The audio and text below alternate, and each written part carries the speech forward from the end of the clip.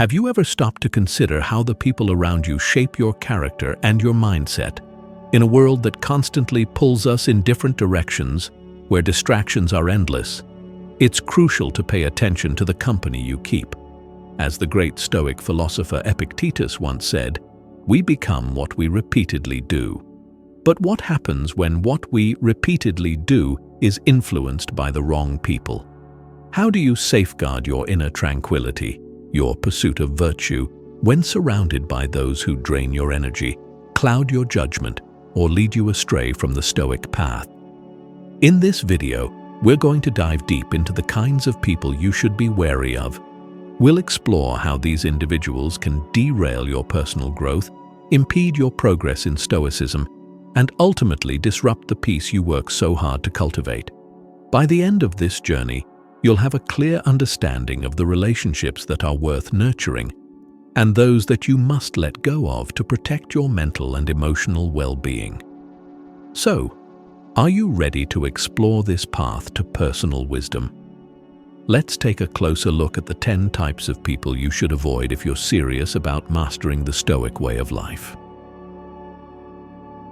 1. The complainer, a leak in your emotional reservoir. Everyone knows a complainer, someone who seems to find fault in everything, from the weather to their work to the world at large. You may wonder, what's the harm in listening to their gripes, especially if they're a friend or family member? Well, according to Stoicism, the harm lies in how their negativity slowly seeps into your mind, like a leaky faucet that wastes away your emotional reservoir drop by drop. Why should you care about someone else's complaints? You might think, I can just tune them out, but the reality is not that simple. Consistent exposure to complaints has a subtle yet powerful effect on your mental well-being. Imagine working on an important project and having a colleague, let's call him Alex, who constantly complains about every little thing, the deadlines, the workload, the inefficiencies. Each time Alex opens his mouth, your focus and motivation are chipped away. Stoicism teaches us that we must focus on what we can control. You can't control Alex's complaints, but you can control your reaction to them. If you're working on a team project and every meeting turns into a negative rant session, your enthusiasm will naturally dwindle. You might even start seeing the project and life in general through the same pessimistic lens. But there is a Stoic solution. First, mentally distance yourself from the complainer's outbursts. Think of their negativity as a passing storm, loud and unsettling, but ultimately temporary and powerless against the unmovable mountain that is your own inner tranquility. You can also steer the conversation toward actionable solutions or, if necessary, limit your exposure to this person. Marcus Aurelius, a master of Stoicism, reminds us that you have power over your mind, not outside events. Realize this, and you will find strength. Complaining is a reaction to outside events, but our true power lies in choosing how we respond to them. Why should we allow someone else's dissatisfaction to interfere with our journey toward self-improvement? So, the next time you encounter a complainer, ask yourself, am I letting their negativity corrode my mental peace? Can I steer this conversation towards something more productive? Or is it time to limit my interactions with this person? Up next, we will discuss another character who can wreak havoc on your path, the drama magnet. How do you keep your own peace when others seem addicted to chaos? Let's find out. 2. The drama magnet. Navigating emotional whirlpools.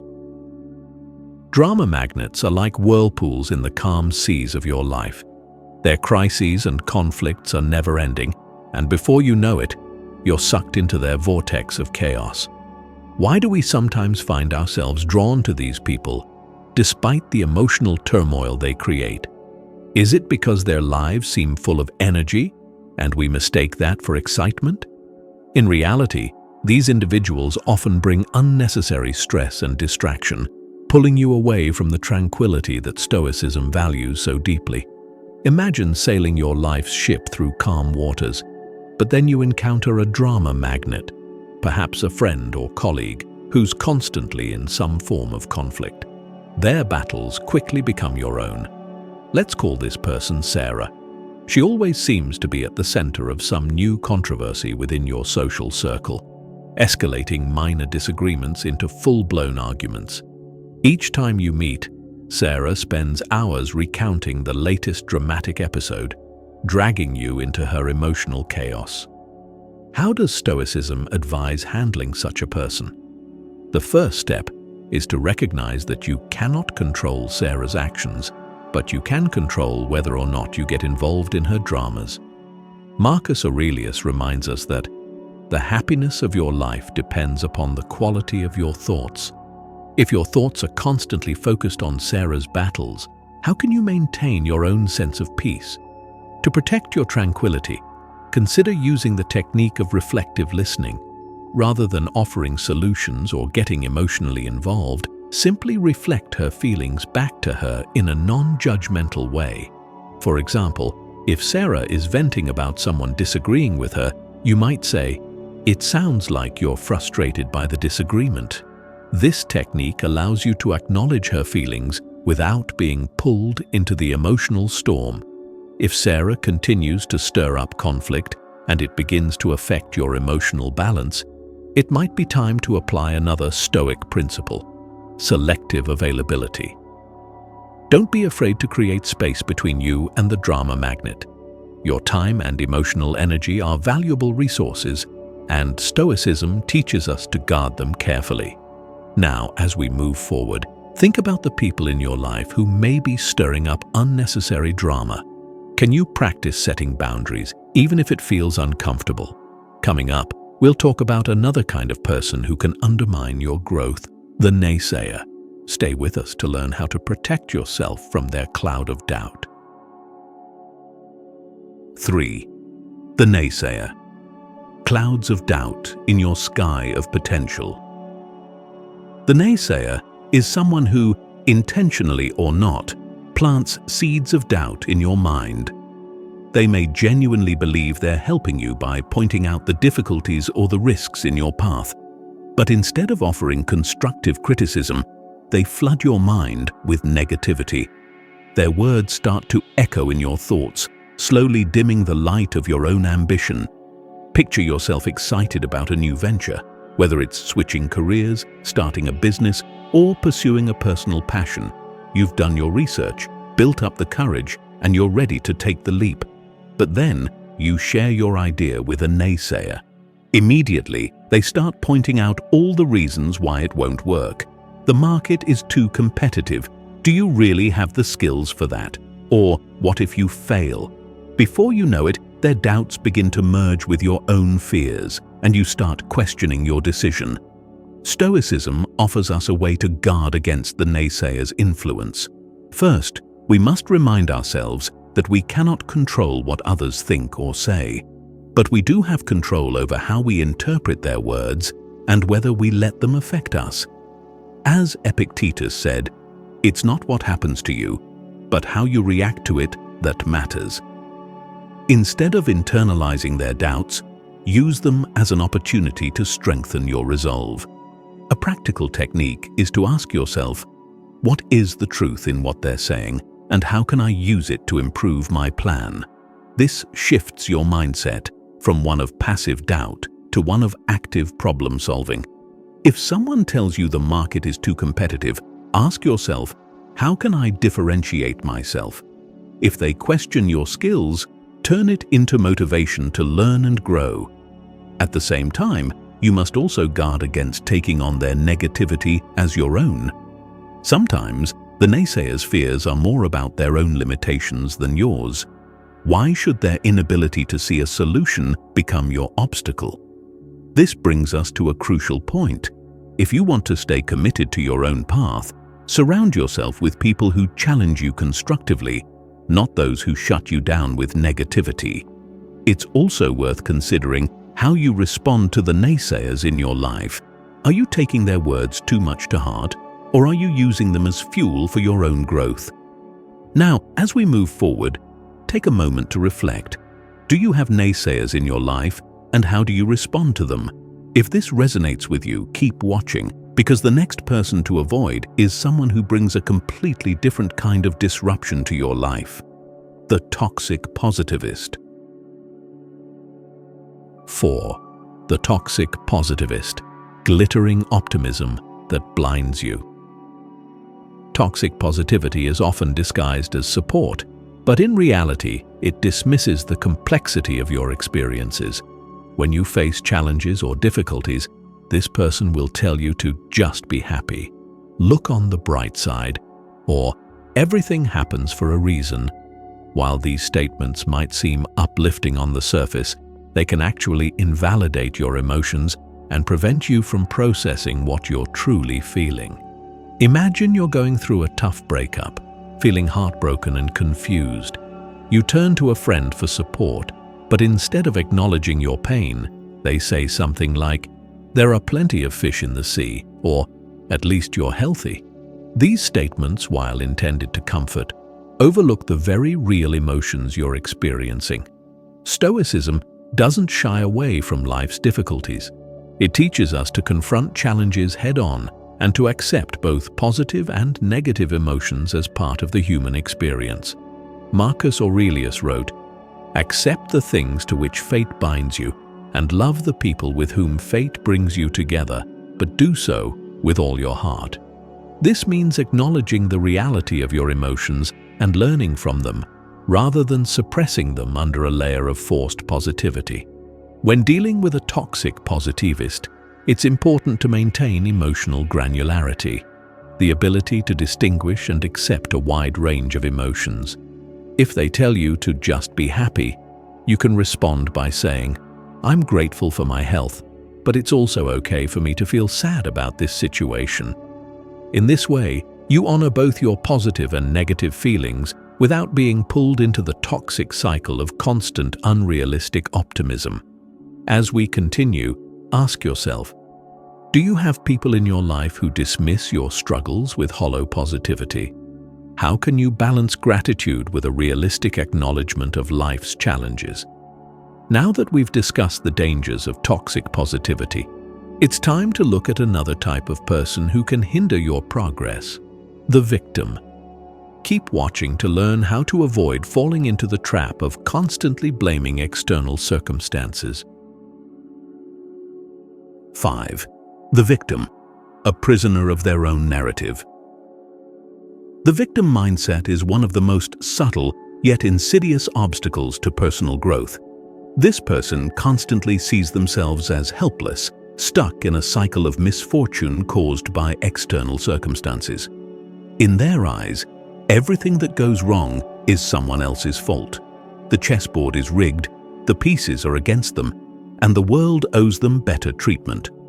While it's natural to face hardships, the victim turns these challenges into an excuse for inaction, blaming others and never taking responsibility for their choices. But what does Stoicism teach us about hardship and responsibility? It's simple. While we cannot control external events, we always have control over our response to them.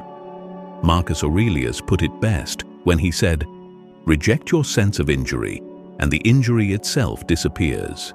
In other words, it's not the external event that defines us, it's our perception of that event. Now, picture a friend who seems to live in a perpetual state of crisis. They're constantly complaining about their bad luck, their difficult relationships, or their unsatisfying job. Every conversation turns into a list of grievances, and when you offer solutions, they dismiss them, preferring to stay locked in their narrative of helplessness. This person doesn't just drain your emotional energy, they subtly encourage you to adopt the same mindset of blame and frustration. How do you protect yourself from being pulled into the victim's worldview? Stoicism gives us a practical approach. First, avoid taking on the role of the perpetual problem solver. It's easy to get caught up in trying to fix things for a victim, but this only reinforces their belief that they are incapable of solving their own problems. Instead, ask open-ended questions that encourage them to take responsibility for their situation. You might say, What do you think you could do to change this? Or how do you see yourself improving this aspect of your life? By shifting the conversation away from blame and towards action, you empower the victim to recognize that they have more control than they realize. At the same time, you protect your own mindset from being influenced by their negativity.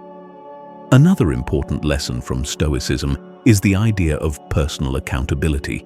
The Stoics believed that we must always strive to improve ourselves, even in the face of adversity.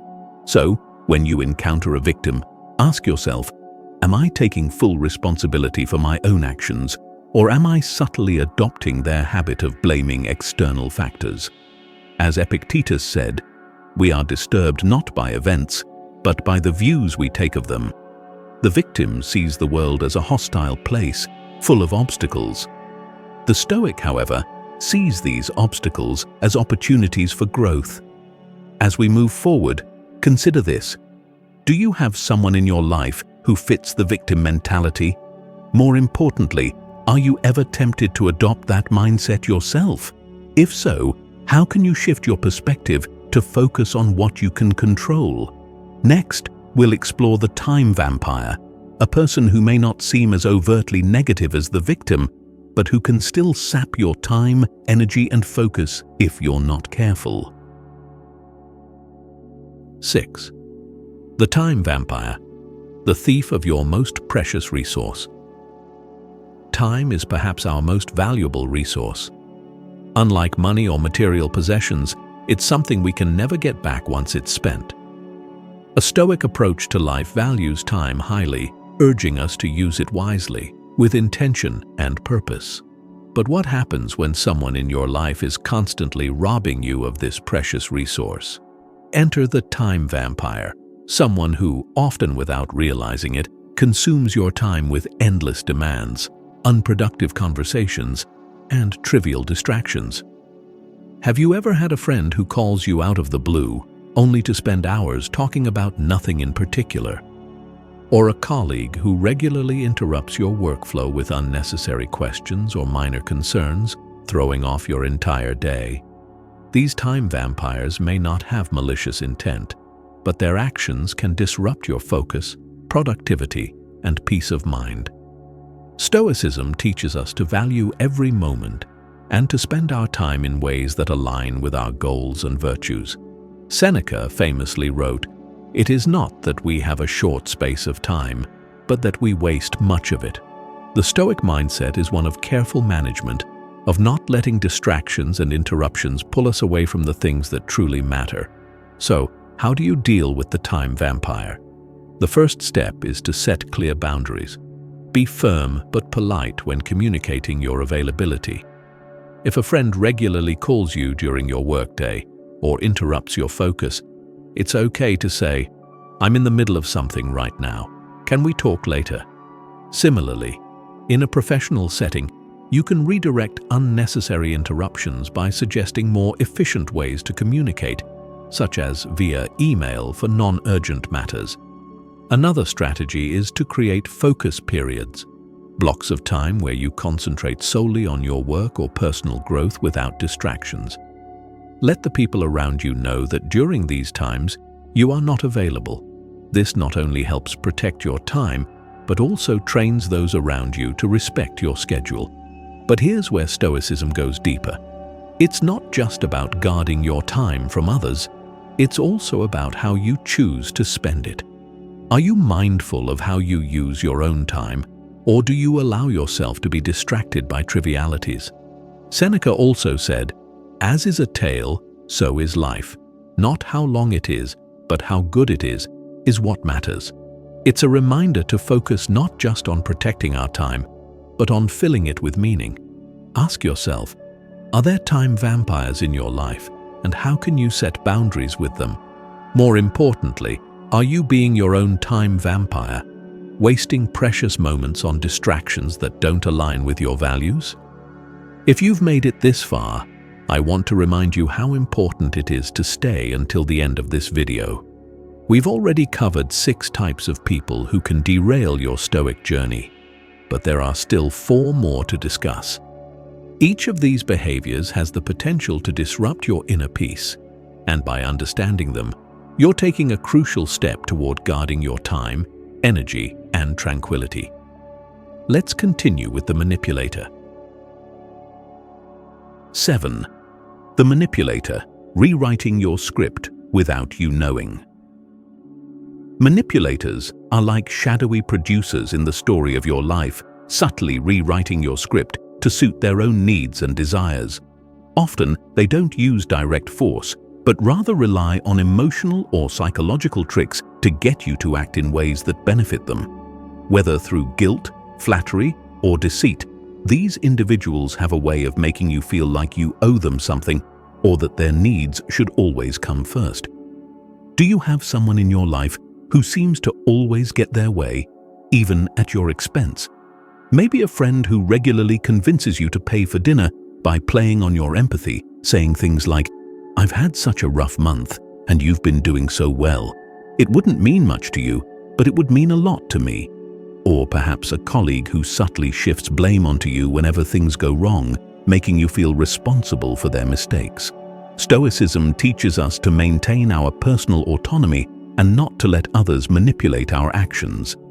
Epictetus reminds us, we cannot choose our external circumstances, but we can always choose how we respond to them. The manipulator thrives on predictable emotional responses, your kindness, your guilt, your need for approval. By recognizing these patterns, you can take back control of your actions and your decisions. One effective strategy for dealing with manipulators is called fogging.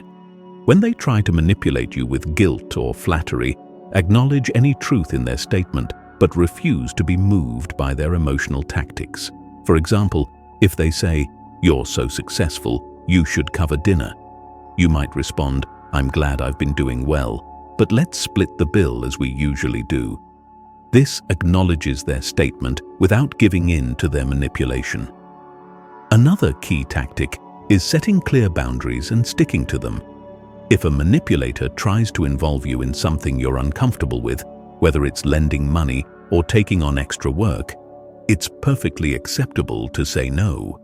The Stoic mindset encourages us to act in accordance with our values, not to be swayed by the desires or pressures of others. Are there people in your life who try to manipulate you for their own gain? How can you begin to reclaim control over your actions and decisions, making sure they align with your personal principles and not someone else's agenda? As we move forward, we'll discuss another group of people who may seem less harmful but can still derail your Stoic journey, those who indulge in excess consumption. Stay tuned to find out why Stoicism values moderation so highly. 8. The excess consumer, the trap of endless indulgence. In a world that often encourages more possessions, more experiences, more pleasure, it can be easy to fall into the trap of excess. But Stoicism warns us against this constant pursuit of indulgence. The Stoics believed that true happiness comes not from accumulating material wealth or sensory pleasures, but from cultivating inner virtue and practicing moderation. Excess, in any form, distracts us from our path of personal growth, creating dependency and undermining our self-control. Do you know someone who constantly indulges in excess? Maybe a friend who regularly spends beyond their means, buying the latest gadgets or going on extravagant trips, always seeking the next pleasure. Or perhaps someone who overeats, overdrinks, or spends countless hours in front of a screen, avoiding the deeper challenges of life through temporary comforts. Let's call this person Jack. Jack seems to live for the next thrill, whether it's the latest fashion or the next party. He's always chasing after something more, yet he never seems satisfied. But why does this behavior matter, especially if it doesn't directly harm others? The danger of excessive consumption lies in its ability to erode our self-discipline, making us slaves to our desires. In the words of Seneca, "No man is free who is a slave to his body."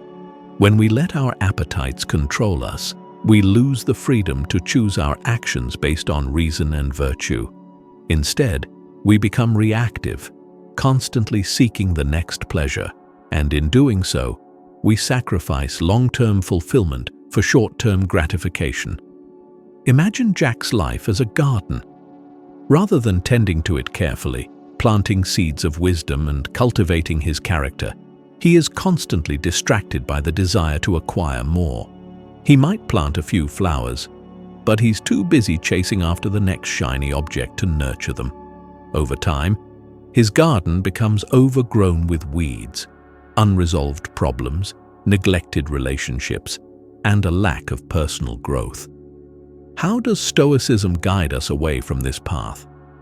The Stoics practiced what we might call voluntary discomfort, the deliberate act of foregoing pleasure in order to build mental and emotional resilience. They believed that by denying ourselves excess, we strengthen our ability to endure hardship and develop gratitude for what we have. Marcus Aurelius wrote, "It is not the man who has too little, but the man who craves more, that is poor." This quote reminds us that true wealth is not measured by how much we possess, but by how little we need. If you have someone like Jack in your life, ask yourself, are they influencing you to consume more than you need, or to place too much value on material goods? And more importantly, are you falling into the same trap? Stoicism encourages us to practice moderation in all things, to avoid becoming dependent on external pleasures that distract us from our inner work.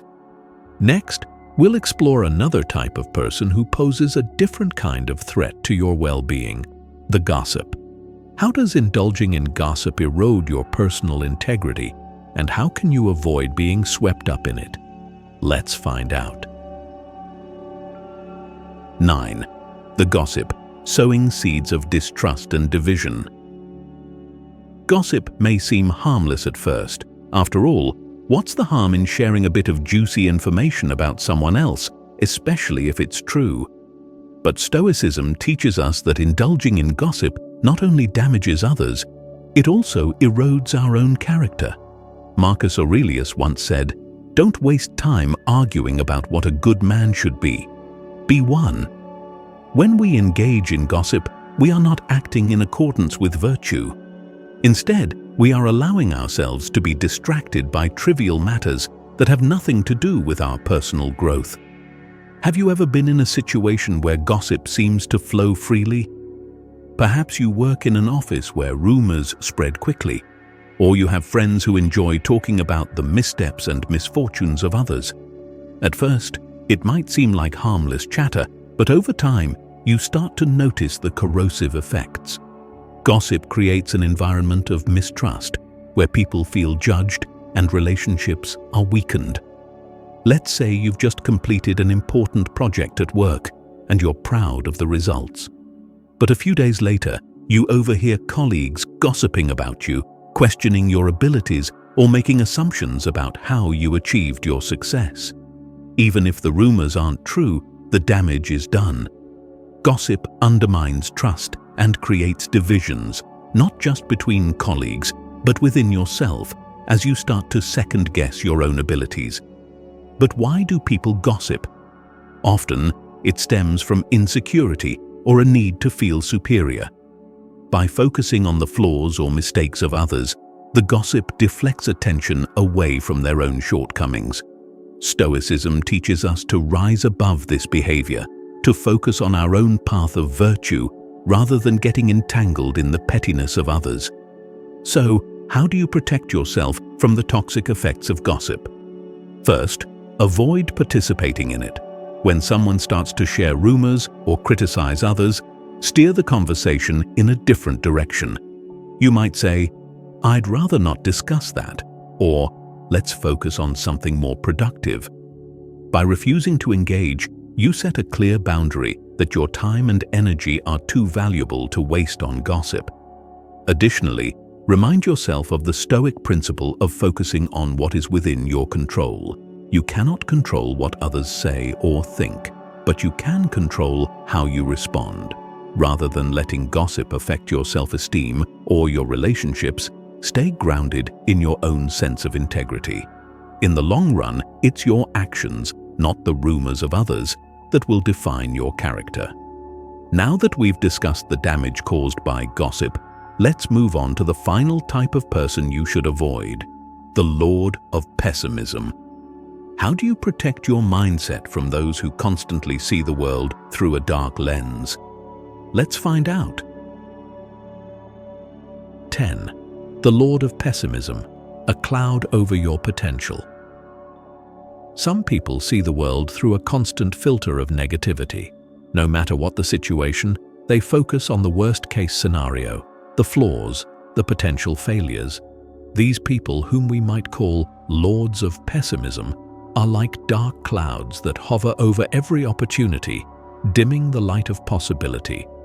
While it's natural to have doubts and concerns, the Lord of Pessimism takes it to an extreme, refusing to see any silver linings or reasons for hope. Think about a time when you were excited about a new opportunity, a project at work, a personal goal, or even a relationship.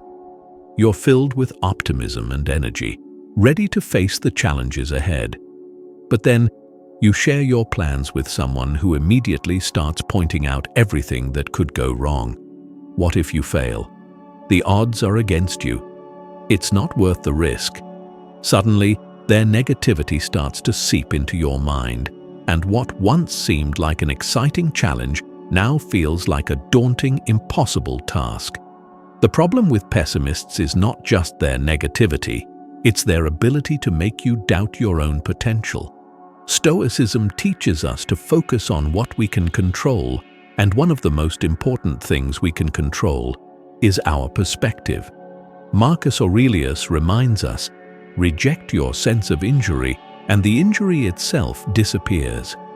In other words, it's not the external world that brings us down, but our interpretation of it. So, how do you protect yourself from the influence of a pessimist? First, recognize that their pessimism is a reflection of their own fears and limitations, not yours. Just because they can't see the possibilities doesn't mean they don't exist.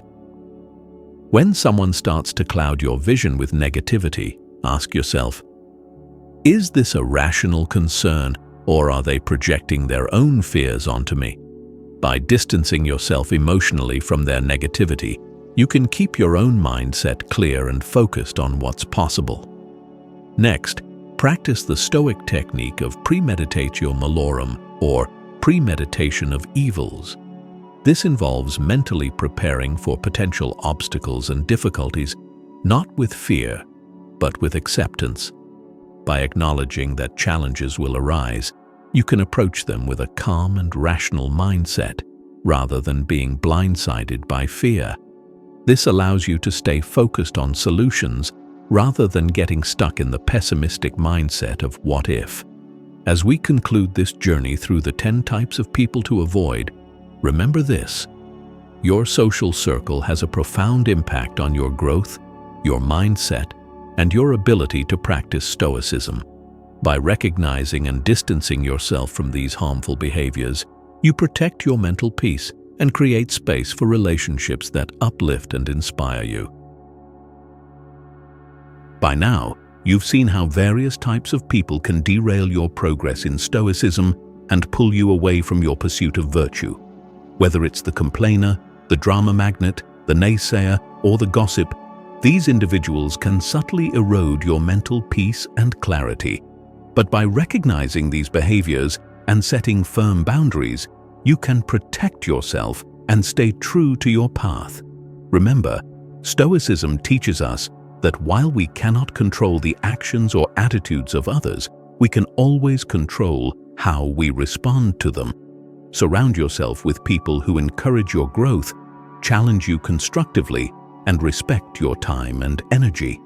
In doing so, you'll create an environment where you can thrive, both mentally and emotionally. If you found value in this video, I invite you to leave a comment below. Do any of these types of people resonate with your experience? How have you handled them in your life? Let's continue this conversation and learn from each other's journeys. And if you haven't already, don't forget to like this video, Subscribe to the channel and share it with anyone who might benefit from these Stoic insights. Your support helps us continue spreading the timeless wisdom of Stoicism to those seeking a life of wisdom, courage, and inner peace. Thank you for watching, and may you continue to cultivate a life of virtue and tranquility.